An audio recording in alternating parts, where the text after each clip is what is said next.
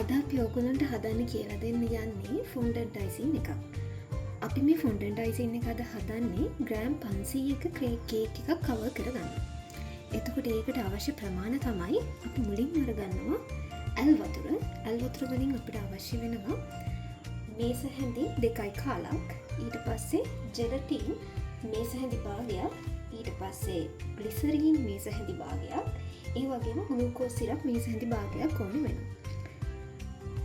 ඊට පස්සේ ඔයගොල්ලන්ට පුළුවන් අවශ්‍ය නම් මේ ෆොන්ඩන්ට් අයිසින් එකට කලරින් එකතු කරගන්න. මං අද කලරින් එක විදියට කොළ පාට කලරින් එක අරගෙන තියෙනවා. අපි මුලින්ම කරන්න ඕනේ මේ වගේ ඇලුමිනියම් භාජනයක් අරගෙන ඒකට වතුර ටික එකතු කරගන්න ඕනේ. වතුර අපි එකතු කරනවා මේස හැඳි 2යි කාලක්. මේ වතුර ඇල් වතුර තමයි ඔයගොල්ලෝ ගන්න ඕනේ.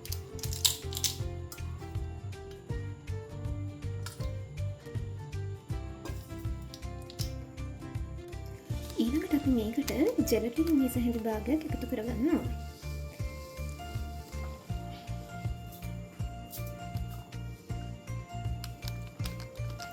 අපි මේ ජෙලටින් මේස හැඳි භාගය එකතු කරගෙන මේක හොඳට කලවම් කරගන්න ඕනේ දිය වෙනකම්.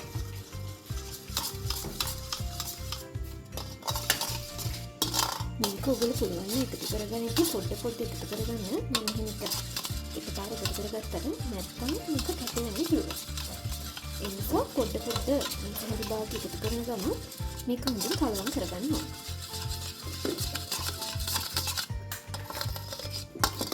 මේ ජෙලටින් ටික දිය වෙන්න අපි ඩබල් බොයිල් කරනවා. ඩබල් බොයිල් කරගෙන අපි වෙන වාජනයක් කරගෙන ඒකට උණු වතුර දාලා ඊට පස්සේ ඒක තියාගෙන තමයි අපි මේ ජෙලටින් එක දිය කරගන්න වෙන්නේ.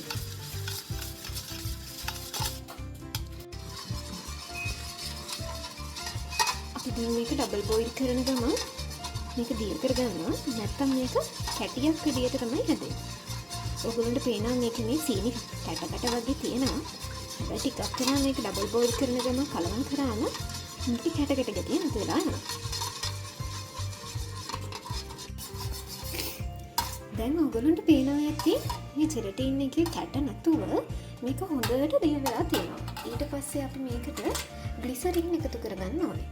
මම කලින් කිව්වා වගේම ග්ලිසරින් අපි එකතු කරගන්න ඕනේ මේස හැඳි භාගයක්.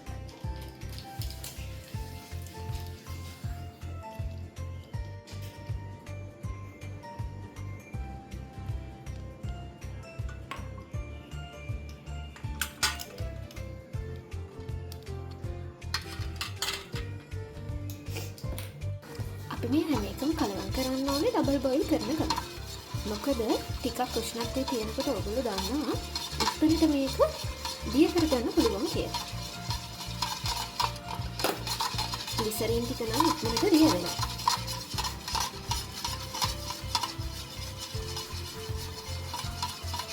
ඊළඟට අපි මේකට මොනවද එකතු කරගන්න ඕනේ? අපි ඊළඟට මේකට ග්ලූකෝස් සිරප් ටික එකතු කරගන්න ඕනේ. ග්ලූකෝස් සිරප් එකතු කරගන්නේ මේස හැඳි භාගයයි. ඔයගොල්ලන්ට මතක තියාගන්න අමාරු වෙන්නේ නැහැ. මොකද මේ හැම එකක්ම එක ප්‍රමාණ වලින් තමයි අපි එකතු කරේ වතුර ඇල්ලන්නේ. ඔන්න අපි දැන් ග්ලූකෝස් සිරප් එකතු කරගන්න තමයි යන්නේ. මේ ග්ලූකෝස් සිරප් එක හරියම thick solution එකක්. ඒ නිසා මේක පරිස්සමින් එකතු කරගන්න ඕනේ.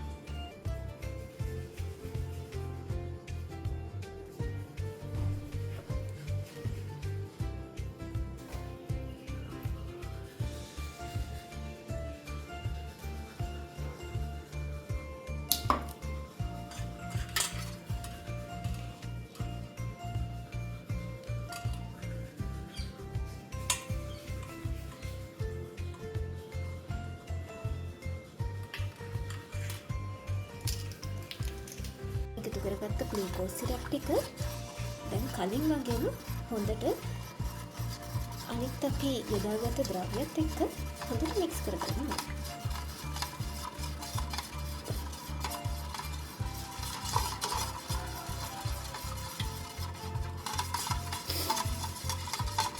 ඔයගොල්ලන්ට පේනවා නේද? ග්ලූකෝස් සිරප් එක දිය වෙන්න නම් ලොකු වෙලාවක් ගියේ නැහැ.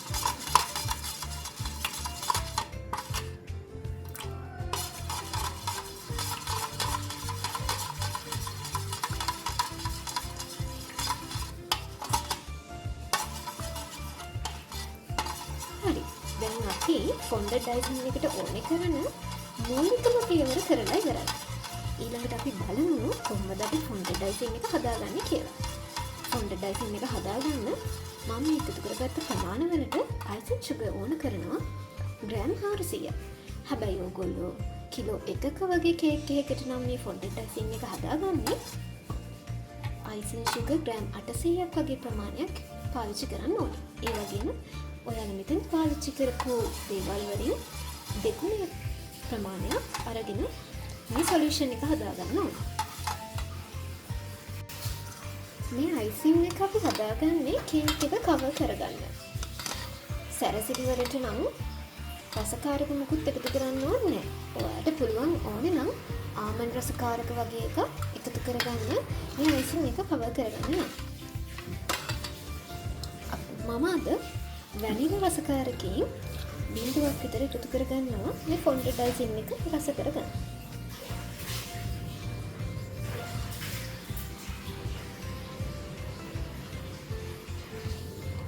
ගොඩක් එකතු කරන්නත් එපා. මොකද අපි පදම කරගන්න පුළුවන් හින්දා.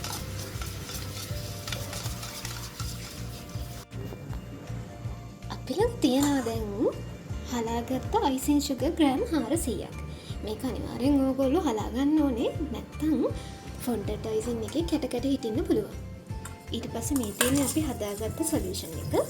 මේක ගොඩක් වෙලා එළිය තියලා ඊට පස්සේ මේ අයිසින් සුගර් එක දාන්න එපා. මොකද මේක ඝන වෙන්න වරනවා. අපි දැන් මුලින්ම මේ අයිසින් සුගර් පොඩ මේකට එකතු කරගන්න ඕනේ.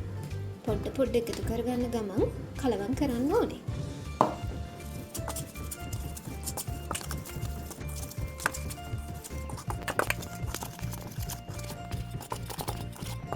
ඔයගොල්ලෝ කේක් එක හදාගන්න යනවා නම් මේ ෆොන්ඩඩ් අයිසින් එක හදලා ඉවර වෙලා පැය 8ක් විතර අපි සිසිල් ස්ථානයක තියන්න ඕනේ.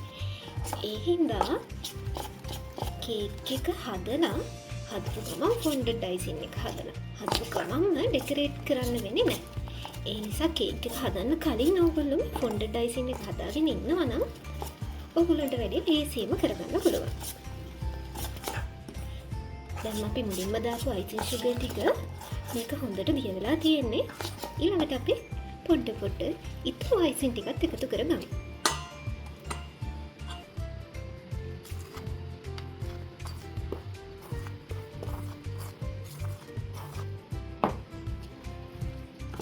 මේක පොඩ්ඩක් වෙලා යන වැඩක් තමයි. ටිකක් ඉවසීමෙන් කරන්න ඕනේ.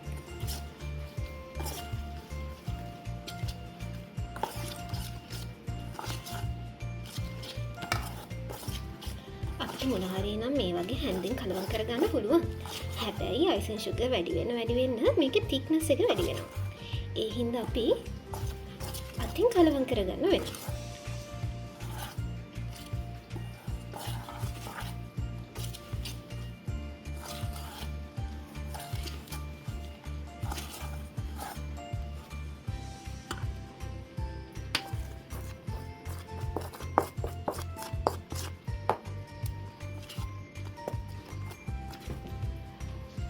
හදිස්සියවත් මෙහෙම අයිසින් සුගර් එකතු කරගෙන යද්දී ඕගොල්ලෝ එකතු කරගත්ත අයිසින් සුගර් ප්‍රමාණය වැඩි වුණා කියන්නකෝ.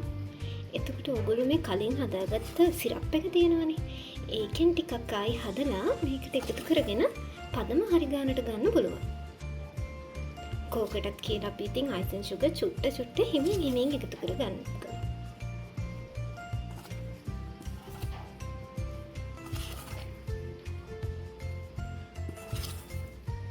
මට පේන්නේ මේක දැන් නම් හැන්දෙන් කලවම් කරන්න බෑ වගේ. ඉතින් අපි අතින් කලවම් කරමු නේද?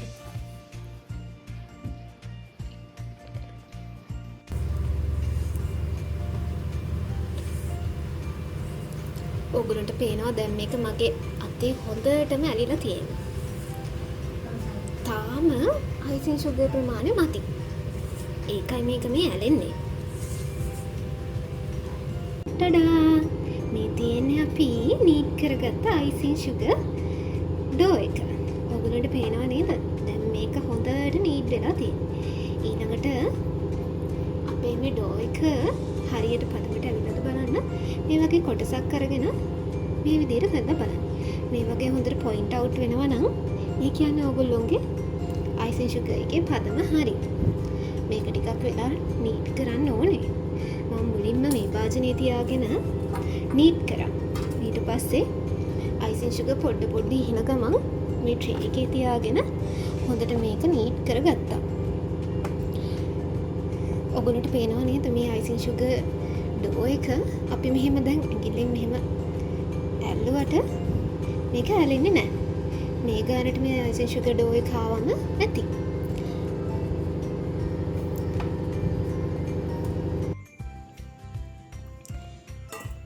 දැන් අපි මේ තියෙන්නේ අපි හදාගත්ත අයිසින් සුගර් ඩෝ එක.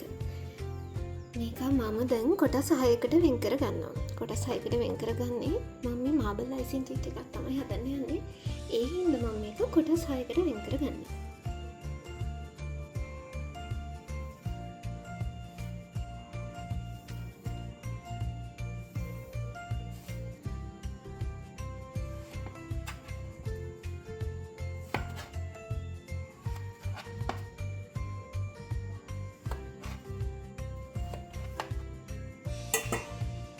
මේ කොටස් කරගත්ත අයිසින් සුගර් බෝල ටික පැත්තකින් තියාගන්න ඕනේ කලින් එකතු කරගන්න කලින්.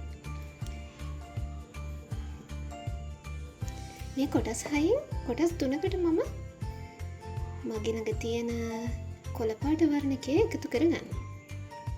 ඔයගොල්ලන්ට පුළුවන් ඔයගොල්ලෝ ළඟ තව පාට තියෙනවා නම් ඒ පාට එකතු කරගෙන ලස්සන කේක් එකක් හදාගන්න. දැන් ඉතින් මම ළඟ තියෙන කොළ පාට විතරයිනේ. ඉතින් මම කොළ පාට එකතු කරගන්නවා. එතකොට අපි මේ මාබල් කේක් එකේ කලර්ස් දෙක එන්නේ කොළයි සතුයි.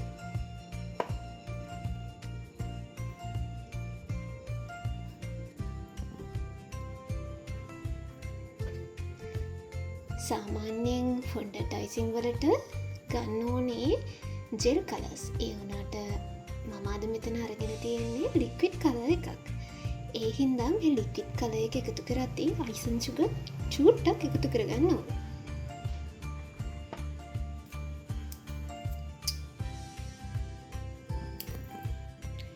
හරි. දැන් මම මෙතන අයිසින් සුගර් කොටස් 6ක් හදාගෙන තියෙනවා. මම මේ කොටස් 6න් පොඩිම කොටස් 3ට තමයි කලරින් එක එකතු කරන්නේ. මොකද මම කැමති මගේ මාබල් කේක් එකේ සුදු පාට වැඩිපුර හයිලයිට් වෙලා පේනවා නම්. අපි මේ වගේ ටූත් පික් එකක් අරගෙන මේ ටූත් පික් එකට කලරින් පොඩ්ඩක් කරන් අපි මේ අයිසින් සුගර් බෝලෙන් තියන්න ඕනේ.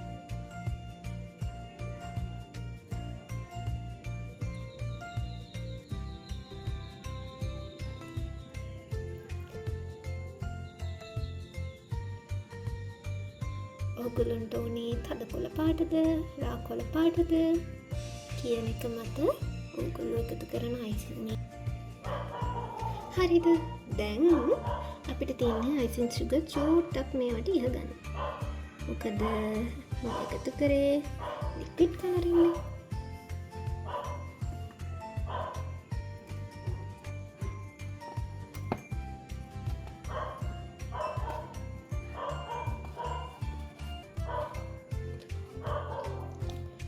කලවම් කරන් යද්දී ඔයගොල්ලන්ට නිකන් පාට මදි වගේ කියලා හිතෙනවා නම් තව කලරින් ටිකක් එකතු කරගන්න.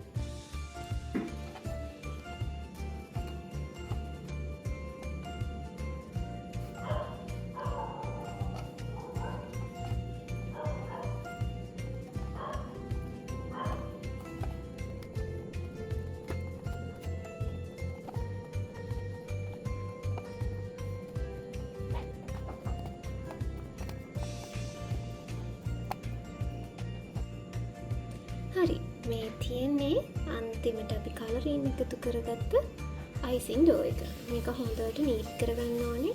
මේ මුළු ඩෝ එකම මේ වගේ එකම කලර් එකක් එනකම්. මම මෙතන රා කොළ පාටක් එනකම් තමයි කලරින් එකතු කරගත්තේ. ඔයගොල්ලන්ට තද කොළ පාටක් ඕනේ නම් තව පොඩ්ඩක් කලරින් එකතු කරගෙන ඒකට තව පොඩ්ඩක් අයිසින් සුගර් ටිකක් ගිහින්නත් අමතක කරන්න එපා. මේ තියෙන්නේ අපි හදාගත්ත අයිසින් ඩෝ ටික. අපි මේක මේ විදියට පොඩ්ඩක් හීන කරගන්න ඕනේ. ඊට පස්සේ මේක මාරුවෙන් මාරුවට තියාගන්න.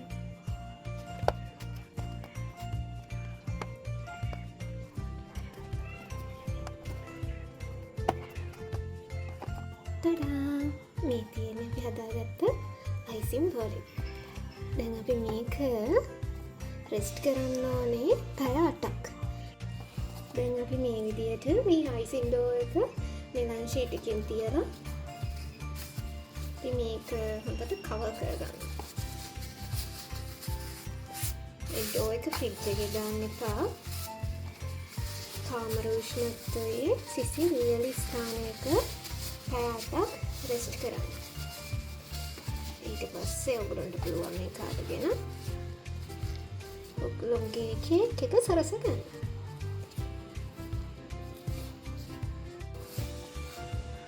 එහෙනම් අපි ඊළඟට කේක් වීඩියෝ එක අරගෙන එන්නම්. කේක් වීඩියෝ එකේදී මම ඔයගොල්ලන්ට කියලා දෙන්නම් කොහොමද මම මේ මාබල් අයිසින් එක කේක් එකට දාගත්තේ කියලා. එහෙනම් ගිහින් එන්නම්.